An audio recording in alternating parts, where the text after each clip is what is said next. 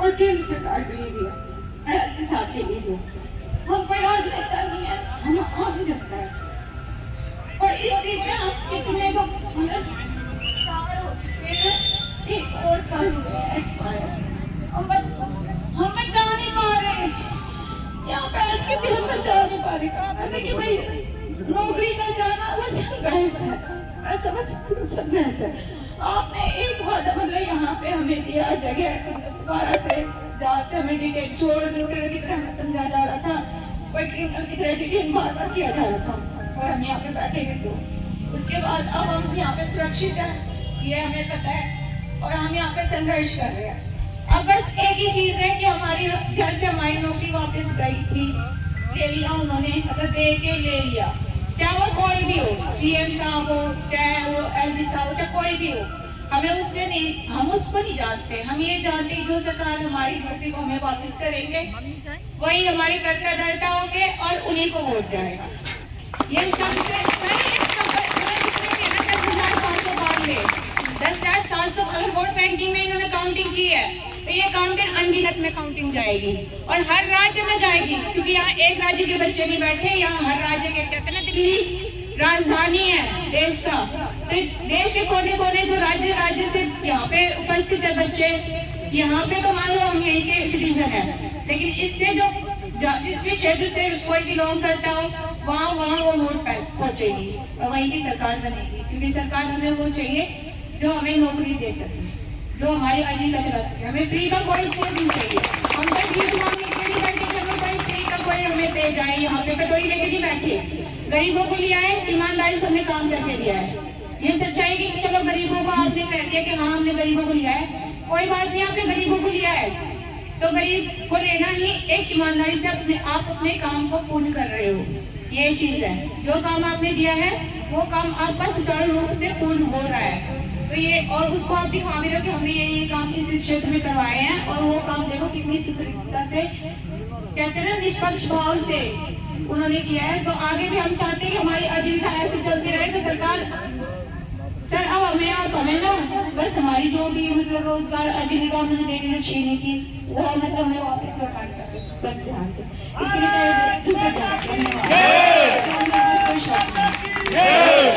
यहाँ पे भी जो हम बैठे हैं इसके लिए भी बहुत बहुत धन्यवाद सर कि आपने इतना हमें मतलब कहते हैं ना एक मान सम्मान लौटाना कि हम बैठे हुए हैं, तब हमें लग रहा है कि हाँ हम एक किसी संस्था के वॉलंटियर्स यहाँ पे बैठे हुए हैं, किसी संस्था से बिलोंग करते हैं। नहीं तो कुछ टाइम पहले हम 27 तारीख से यहाँ पे बैठे हुए थे, हर एक दिन अगले दिन डर लगता है कि हमें कोई डिटेन करके मिल जाए, कहीं कुछ अनहोनी ना हो जाए, कुछ भी एक्सप्रेशन। लेकिन अब यहाँ पे बैठे हुए हैं, बस एक नौकरी चाहिए, वो भी मतलब ये मांग रहे हैं हम सब बच्चे, और आपसे रिक्वेस्ट है सर कि आप है ना ये चीज भी हमारी पूर्ण करेंगे।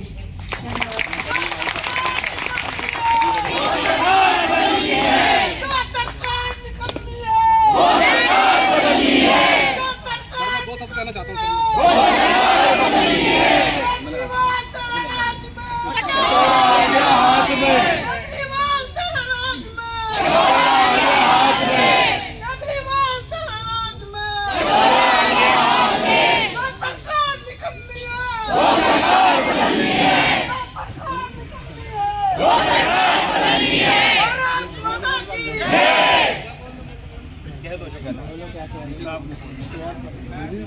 हम 10,792 आदमी बेरोजगार नहीं हुए हैं, हम कम से कम 250-300 लाख आदमी बेरोजगार हुए हैं।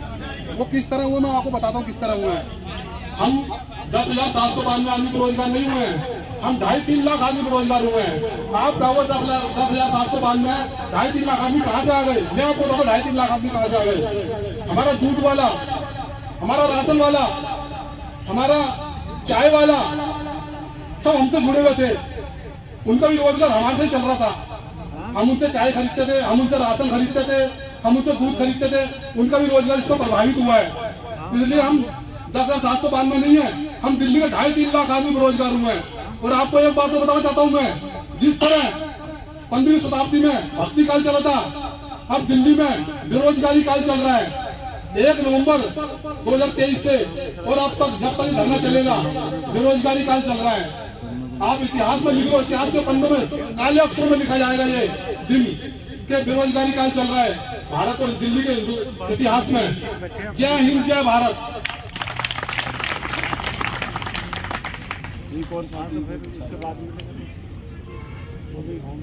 जय हिंद।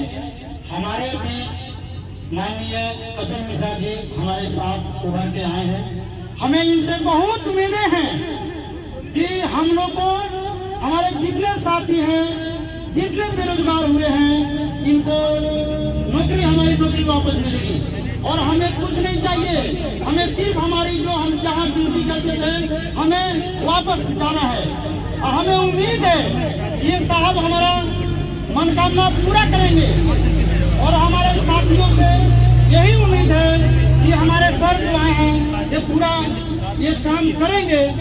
और एक बात मैं और कहना चाहता हूँ कि हम जैसे 10,792 नहीं, कम से कम एक आदमी के पर एक आदमी नौकरी पे है तो कम से कम उसके पीछे 10 व्यक्ति हैं। माँ बाप, बीवी, बच्चे सबको पालन पोषण करा जा रहा है। लेकिन बेगर कोई बेगर ना टाइम दिए, ना कुछ, ना हम लोग ना कोई गलती थी किसी ऑफिस में, हम लोग अपनी ईमानदारी से काम करते थे, फिर भी हम लोग को एक हटा दिया गया। ये बिल्कुल नाइंसाफी है। और आज हमें बहुत उम्मीद है कि हम लोग का जो भी हम लोग का जो ये परेशानी है, हम लोग बेरोजगार हुए हैं, सर दिलवा के रहेंगे। एलजी साहब सुना है, हमारे भारत के प्रधानमंत्री जी सुना है, हमारे अमित कुमार साहब सुना है कि हमारी नौकरी वापस हो, हमारे बीवी बच्चे हम खुद